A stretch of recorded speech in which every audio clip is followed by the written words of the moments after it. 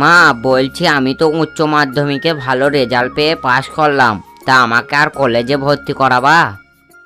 বেশ, তোর বাপ আসুক, দিয়ে আলোচনা করে তোকে বলছি। ঠিক আছে মা। কই গো পাবেলে মা, আমাকে খেতে দাও। ঠিক আছে, তুমি বসো, আমি খাবার নিয়ে আসছি।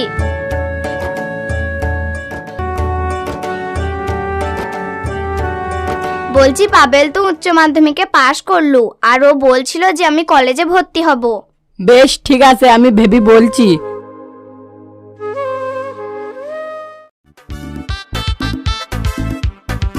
আচ্ছা, এখানে টিঙ্কুর বাড়িটা কোথায়? ওই তো সামনের বাড়িটা। ঠিক আছে, থ্যাংক ইউ দাদা। বলছি বাড়িতে কেউ আছেন? কে? ভাই আমি গো, আপনার সঙ্গে কিছু জরুরি কথা বলার জন্য এসেছি। ও আসেন ভাই, ভিতরে আসেন। কই গো পাবেলে মা, একটা বসার জায়গা দাও তো। ভাই আপনার ছেলে শুনলাম খুব ভালো রেজাল্ট করে পাশ করেছে, তা আমি এসেছি একটা অফার নিয়ে। আমার বোনের সঙ্গে একটা অফিসারের খুব ভালো ভাব, তা ওখানে 2 দিনের মধ্যে একটা ভালো ছেলে দরকার। তা আপনার ছেলে তো ভালোই রেজাল্ট করেছে, তা আপনার ছেলে কোথায়? পাবেল কই রে বাপ, একবার বেরিয়ে আয় তো।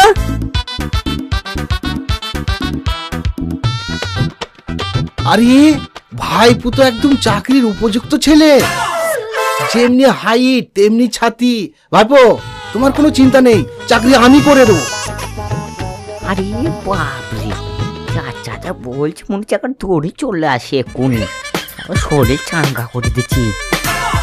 হ্যাঁ সত্যি বলছেন ভাই, আমার ছেলে চাকরি হবে তো? হবে না মানে?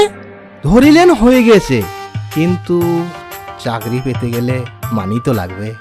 ভাই আমার কাছে তো এখন টাকা নাই, তা আমার ছেলের চাকরিটা হোক, দিদি দেবো। আরে ভাই চাকরি তো হয়েই গেছে, আপনি আপনার ছেলের ডকুমেন্টস গুলো দেন আর টাকাটা রেডি রাখুন। কালকের মধ্যে আপনার ছেলের মোবাইলে SMS ঢুকে যাবে।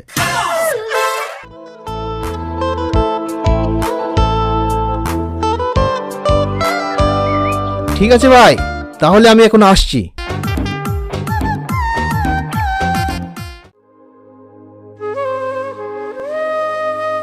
হ্যাঁ গো, উনি তো বলে গেলেন যে চাকরিটা হয়ে যাবে, কিন্তু চাকরি করতে গেলে তো অনেক টাকা লাগবে, আর আমাদের কাছে তো কোনো টাকাও নাই। তা তুমি একবার ওই পাড়ার আলতাবের কাছে যাও কেনে, কিছু টাকা ধার নিয়ে এসো, ছেলের চাকরিটা হয়ে গেলে দিয়ে দিবা।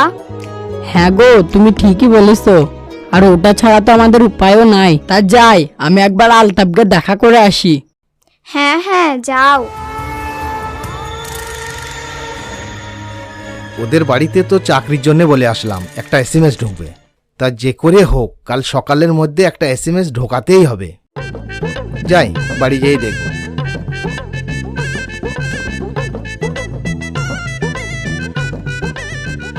আব্বা আব্বা, এই দেখো মোবাইলে চাকরির জন্য SMS ঢুকে গেছে। আরে চুপ বাপ, অত লাপালাপি করিস না, তোর চাচা বলছে চাকরি হয়ে গেছে।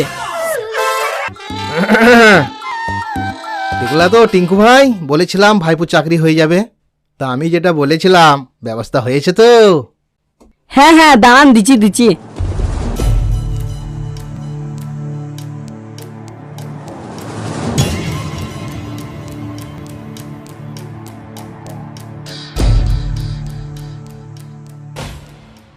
শোনো ভাই, তুমি যে আমাকে টাকা পয়সা দিলে এ কথা কাউকে বলবে না। যেদিন তোমার ছেলে চাকরি জয়েন করবে সেদিন ব্যান্ড পার্টি বাজিয়ে মিষ্টি খাইয়ে সবাইকে বলবে। বেশ ঠিক আছে ভাই, কাউকে জানাবো না। বেশ, এখন তাহলে আসি।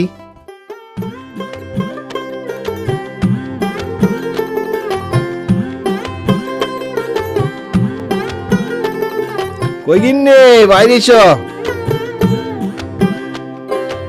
কি হলো, ডাকছু কেন? এই দেখো ইলিশ মাছ নিয়ে এসেছি, সইষি বাটা দিয়ে কাঁচা লঙ্কা দিয়ে ধনি পাতা দিয়ে আচ্ছা করে রান্না করবে। আর আসার সময় একটা ছাগলের মাথা অর্ডার দিয়ে এসেছি, ওটাকে কালকে ছোলার ডাল দিয়ে আচ্ছা করে রান্না করবে। কি গো, আজ হঠাৎ করে এত আয়োজন? আরে বাপু, অত তোমাকে বুঝতে হবে না, চলো চলো তাড়াতাড়ি রান্না সেরে ফেলো।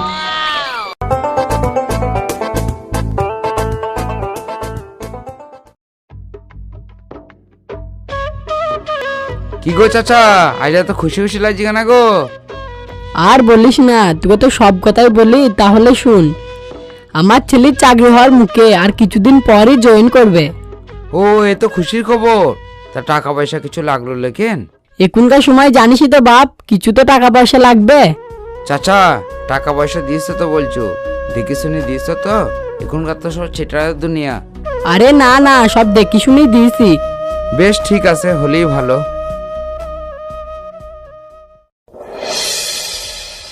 হাগো, টাকা পয়সা তো সবই লিলু, আর বললো 1 সপ্তাহের মধ্যে চাকরি হয়ে যাবে। তা আজকে তো 15 দিন হতে গেছি, কোনো খোঁজ খবরই তো নাই। তা একবার ফোন করলে হতো না?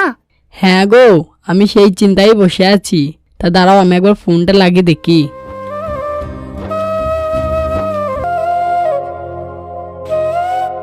হ্যালো হ্যালো, কি হলো? ভাই, আপনি যে বললেন 1 সপ্তাহের মধ্যে আমার ছেলের চাকরি হবে, তা আজ তো 15 দিন হতে চললো, তা তো কোনো খবরই নাই।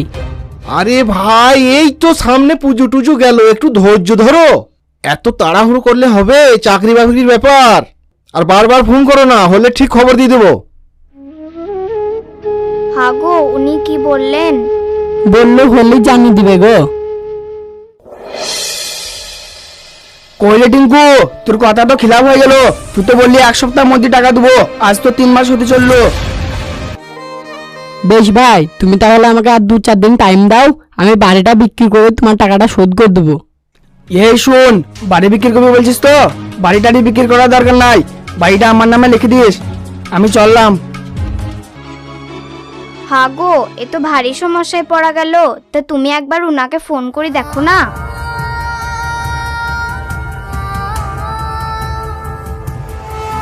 The number you are calling is temporarily out of service. Please try later. Hago, phone তো সুইচ অফ বলছি। তাহলে কি করবা এবার? চলো, আমরা তো আর বাড়ির ঠিকানায় আনি, তা ওদের বাড়িই যাই। হ্যাঁ, তাই চলো।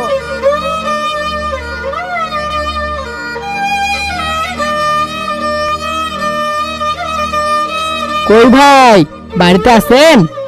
হ্যাঁ, কে? এই তো আমরা। বেশ বেশ, ওখানেই দাঁড়াও, ভিতরে আসার দরকার নাই, আমি যেছি। কি হলো? ভাই, আপনি যে বললেন আমার ছেলের 1 সপ্তাহ পর চাকরি হবে, তা আজ তো 3 মাস হতে চললো, তার তো কোনো খবরই নাই। আরে ভাই, এই তো 3 মাস টাকা দেয়া হলো, তা একটু ধৈর্য ধরো। আমি তো তোমাকে বলেছিলাম চাকরি হলে ফোনে তোমাকে জানিয়ে দেবো। বাড়ি আসার কি দরকার আছে? এখন যাও তো ভাই।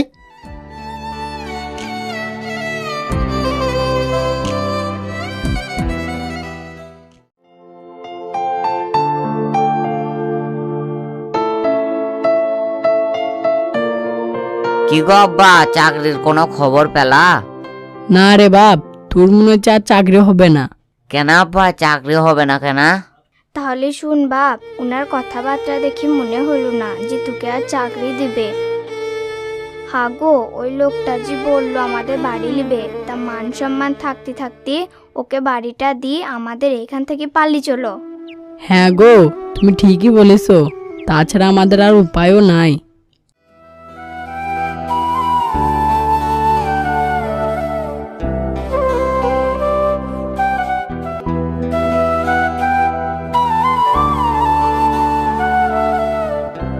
কি গো চাচা, তোমরা হঠাৎ বাড়িতে তালা মারছো? বাপ, আজ তোমার কথাটাই সত্য হলো, আজ আমি চিটিংয়ের পাল্লাই পড়লাম। দেখলা চাচা, এখন সব দালালের যুগ। টাকাটা দেওয়ার সময় ভেবে চিন্তে দিতে হতো। আর তোমরা এই বুড়ো বয়সে যাবে বা কোথা? বাপ, আমরা বোম্বে যাব। ঠিক আছে,